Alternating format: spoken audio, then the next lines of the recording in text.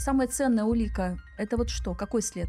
Пальцы, почерк, походка, оставленные следы. А вот камеры слежения по каким признакам считывают преступника? И таким образом у нас сейчас в 7 лабораториях находится вот такая картотека запахов следов мест преступления разных регионов. Были такие случаи, когда данные экспертизы полностью разворачивала ход следствия? Идентификация при помощи адрологической экспертизы состоялась.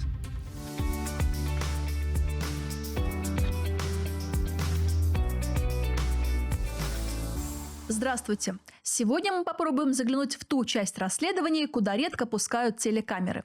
В нашей подкастной Фарид Аминев, авторитетная персона в области судебной экспертной деятельности. С ним разберем реальные ситуации и попробуем понять, как научный подход помогает раскрытию преступлений.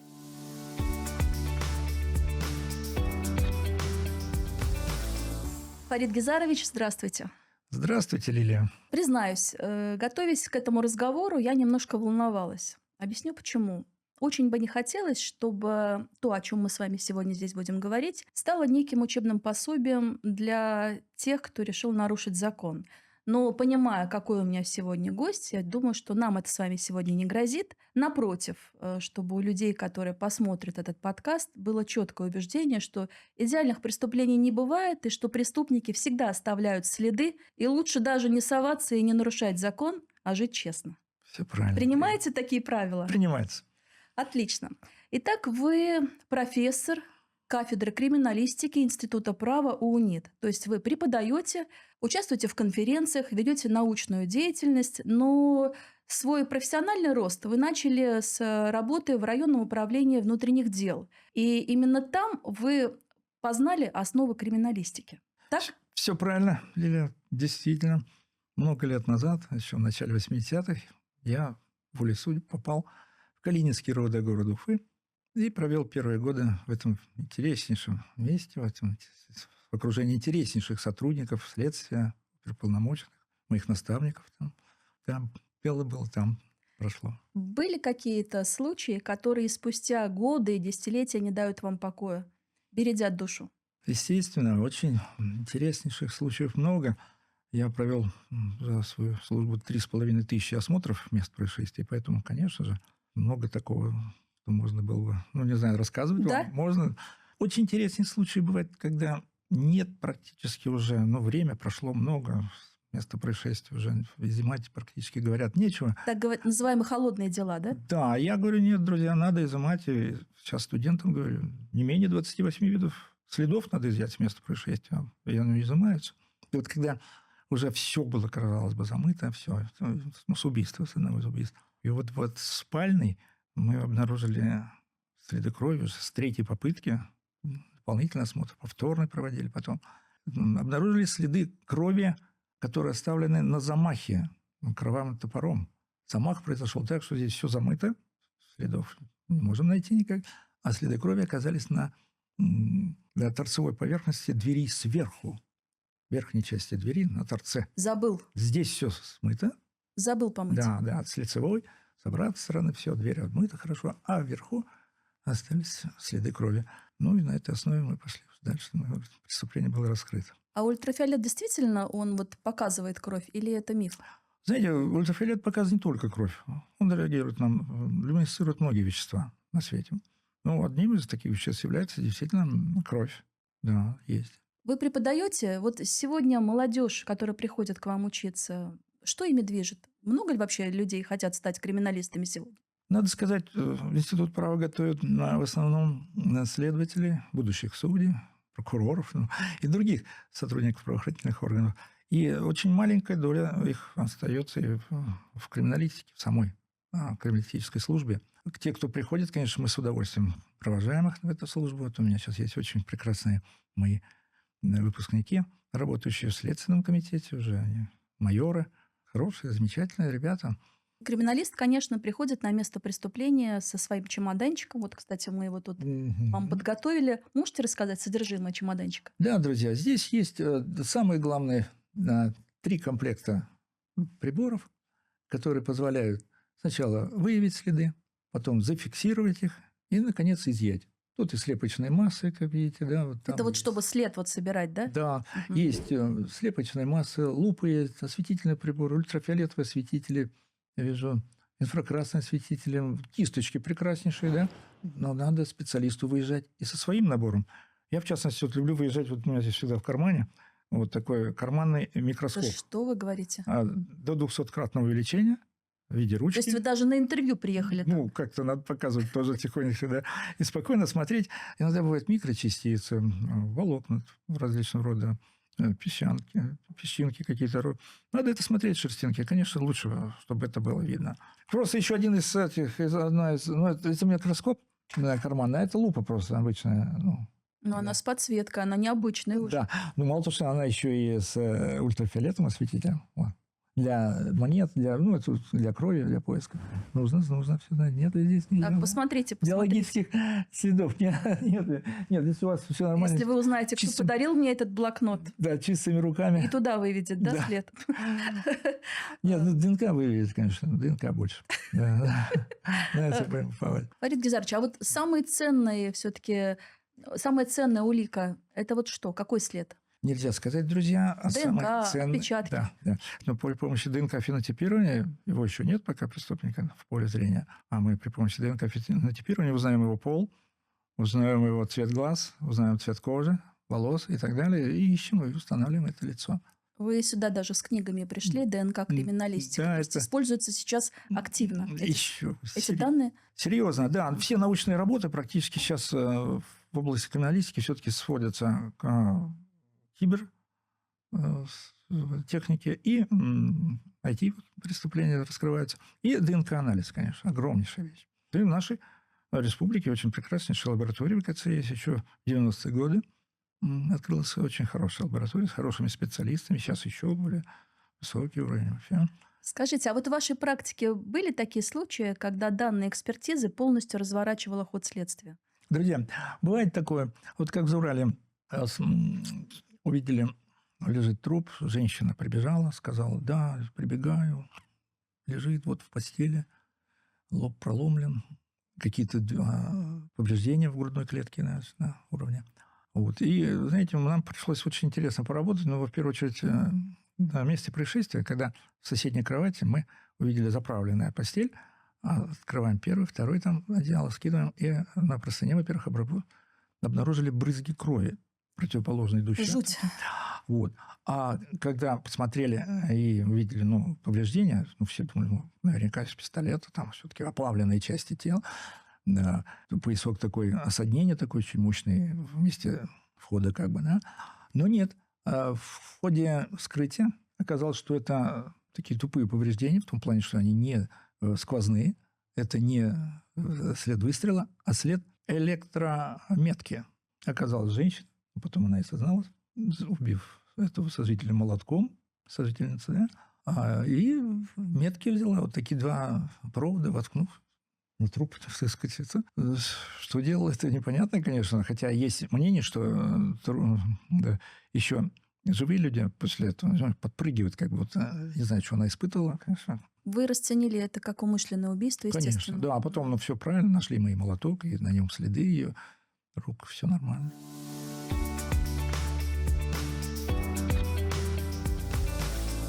Меня всегда интересовал вопрос, а чем может помочь нож, который преступник сначала предварительно вытер, а потом выкинул в реку? Вот вы его обнаружили. Чем он может вам полезен? Есть там два варианта. Первый вариант – это всегда остаются частицы клетки, даже частицы эпителия, и нам достаточно одной клетки, вот, молекулярным генетикам нашим, достаточно одной клетки, чтобы идентифицировать личность. Все, мы там найдем в этом ноже. Первое. И второе, можно найти прекраснейшие запаховые следы. Были случаи, когда лежал нож полностью окровавлен, весь в крови полностью, в крови жертвы, все понятно. Но удавалось верхние слои, убрав верхние слои крови, тихонечко так подчищая, убирая, дойти до основания рукоятки, да, а там изъять запаховый след.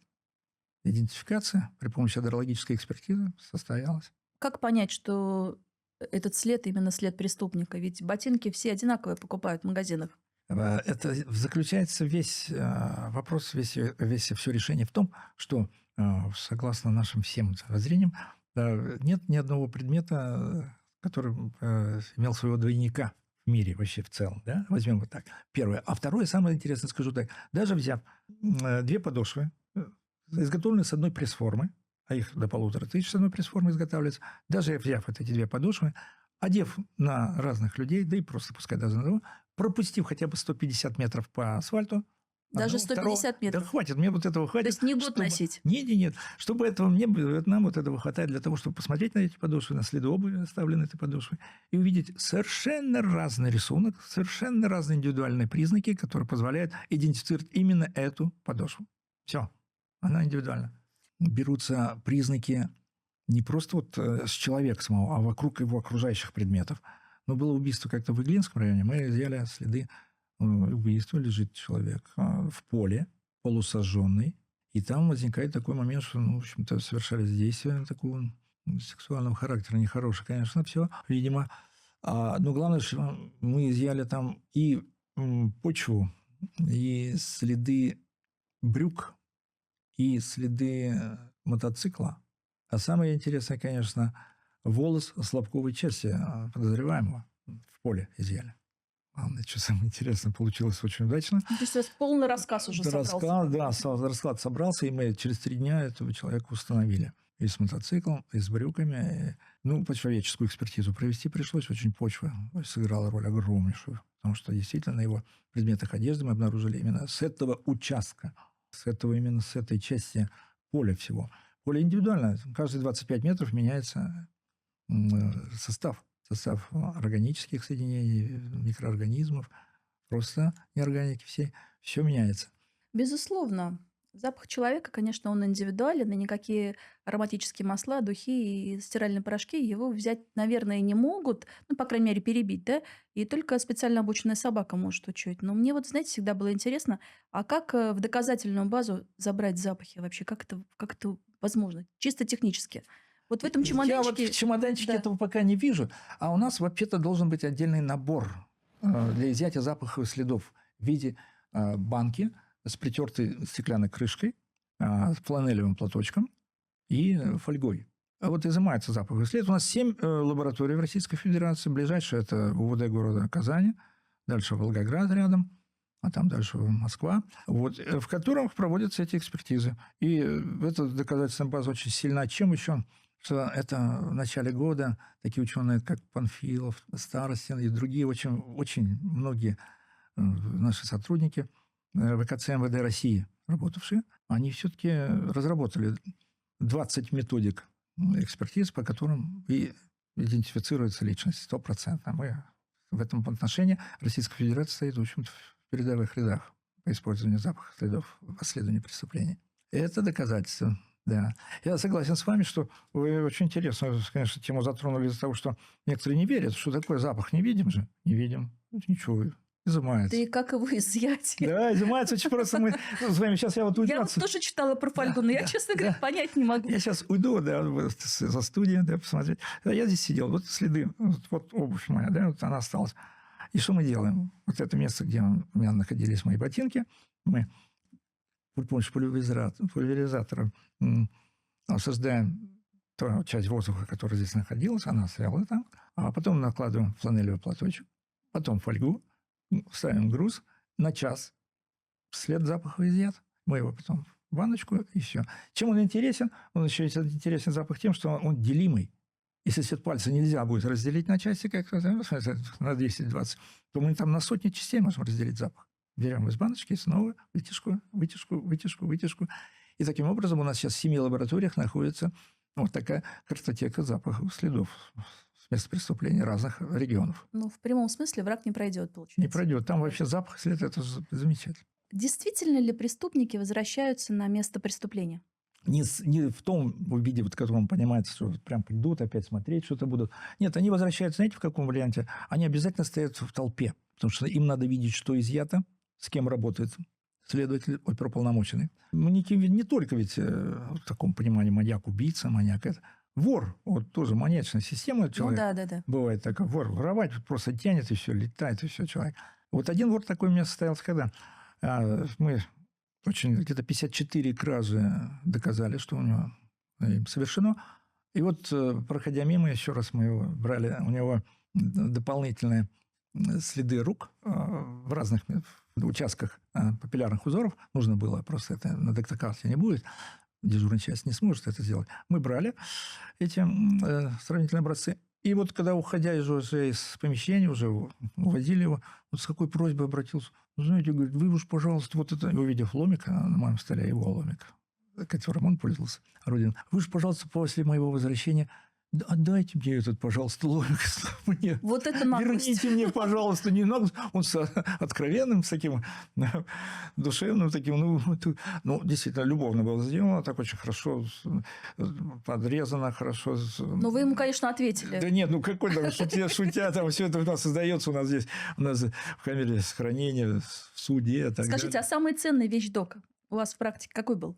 Если уж так смотреть, по цене, если взять по цене, конечно, две категории дел получилось. Это с золотыми украшениями раз. Но это еще даже не золотые украшения имелось. А это когда были изъяты 500 килограмм героина. Вот это ценная, самая дорогая вещь получилась ценная. Мы там охраняли минимум с 2 автоматчиками день и ночь нашу лабораторию.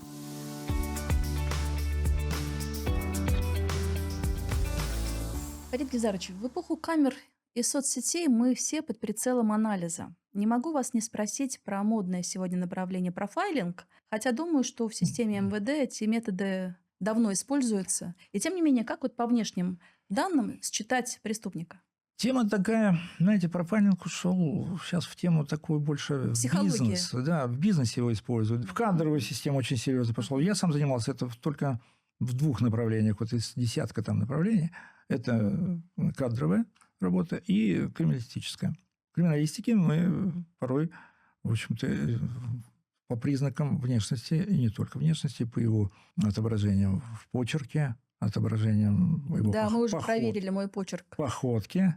С Юрием Байгузиным было дело у нас тут в этой подкастной. Нормально, обычное явление, смотреть по почерку. Я, например, знаете, что сделал по почерку? Я, когда был директором уже, после ушел в отставку, был директором Уфимского центра судебных экспертиз, и мне нужен был офис-менеджер. И я взял офис-менеджера 33-м по счету человека. 32 я пропустил. В стиле себя их исследовал. А путем исследования и почерка, и папиллярных узоров, в целом внешности. Да, вас криминалистов не обманешь ведь. Да, и вот только 33-й мне понравился прекраснейшая девушка из Казахстана с 2 образованиями высшими, прекраснейший человек. В общем, приятно было работать и хорошо работать, качественно работал. Я прям боюсь осмелиться даже спросить вас, а такую, как я, вы бы взяли на работу? Вот мы с вами уже минут 20 как общаемся. Что подозрительного во мне? Ой, знаете, я пока от вас только в восторге, честно говоря, смотрю на... На эти фишки не купишь, да. Поэтому, а вообще... Закрытая поза, например. Взять это, знаете, закрытую позу вы можете составить преднамеренно. И это делается частенько. Но я же говорю, что вы все считываете, конечно. Поэтому у вас все спокойно. Вы, главное, спокойный, разумный человек, который, в общем-то, судя по вашим волосам, в степени их завитости, надо сказать, что вы не простой человек, в общем, с хорошим интеллектом высоким. Хорошо. Вы молодец. Закончим на этом, потому что я немножко напрягаюсь уже, не очень скромно. Спрошу вот о чем. Если человек, когда спрашивает, уводит взгляд в сторону, елозит, чешет нос, всегда ли это он врет?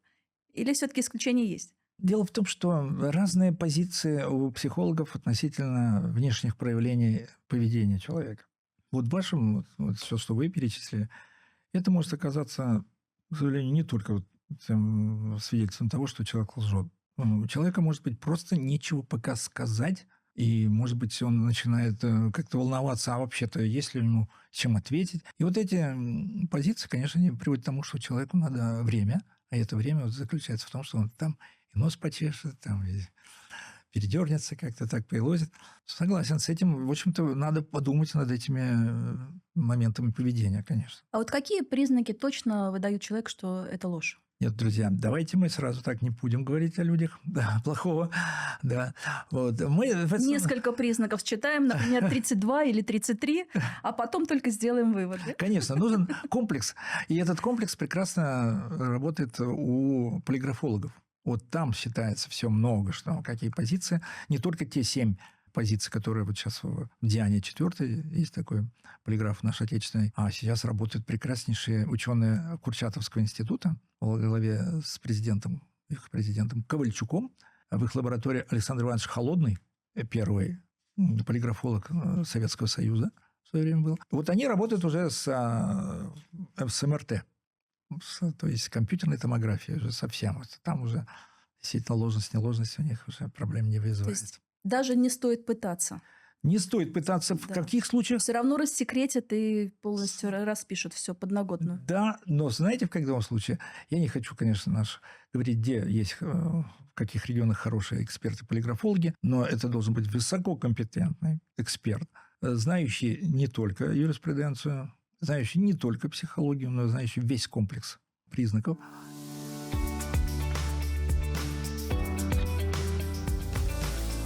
У вас огромный опыт, более 30 лет. Вы работаете в своей отрасли, вы, конечно, профессионал своего дела. Вот какие методики новые вас по-настоящему впечатлили сегодня? С учетом вашего опыта. Сейчас техника согнула сегодня очень далеко вперед. И меня очень радует, что ряд моих тоже даже учеников, что говорить, вот Анастасия Васильевна Полякова год назад защитила диссертацию по 3D-моделированию судебной экспертизы. Замечательная вещь, позволяющая. Представляете, вот признаки я в 80-х годах, 90-х, видел след орудия взлома, вмятинов, значит, на двери, на поверхности двери, и признаков мало. Честно говоря, я при помощи микроскопов обычных, наших оптических, 2, 3, 4 признака увидел. Иногда на этого было недостаточно, чтобы идентифицировать орудие взлома. Сегодня при помощи 3D-моделирования мы видим сотни признаков на этом месте. И даже след, казалось бы, внешне непригодный для идентификации, мы его идентифицируем.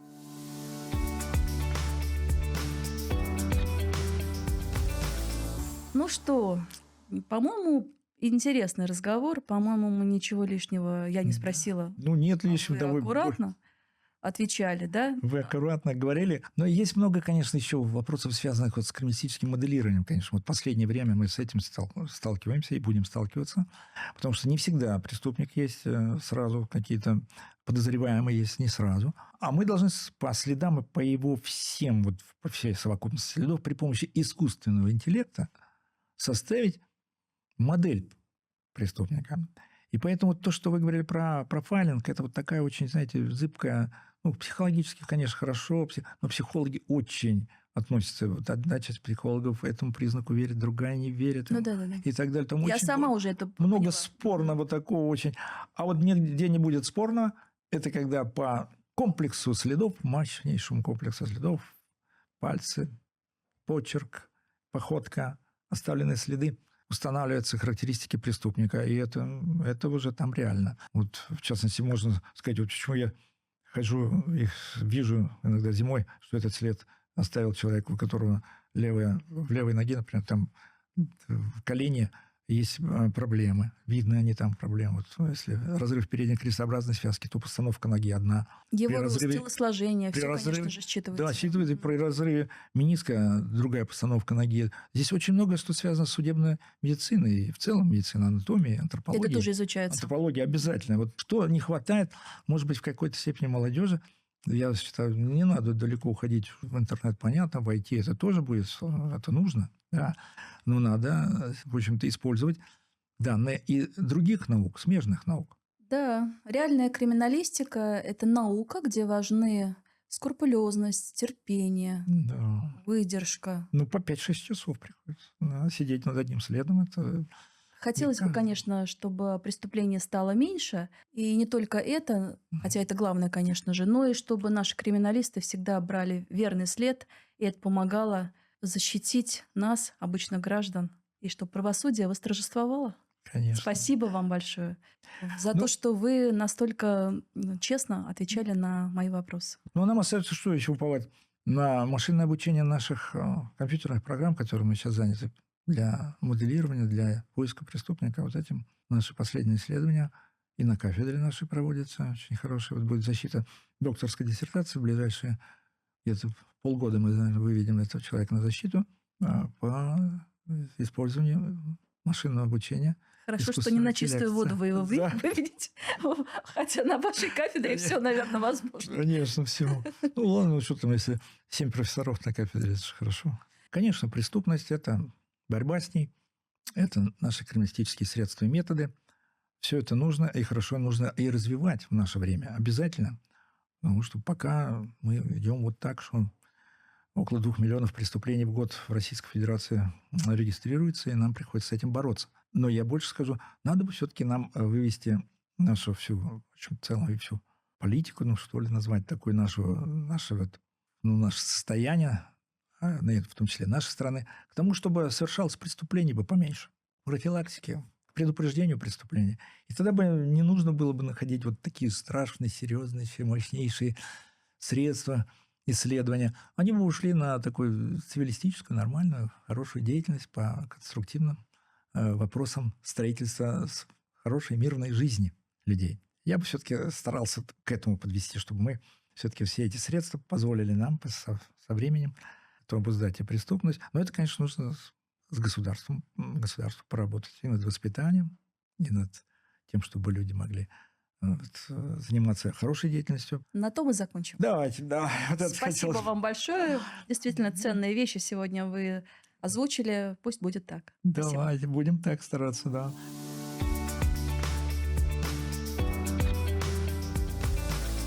Сегодня мы поняли, как одна, даже самая маленькая крошечная деталь может изменить версию и вернуть справедливость. Это был подкаст «Интонации» на БСТ. Спасибо вам за внимание.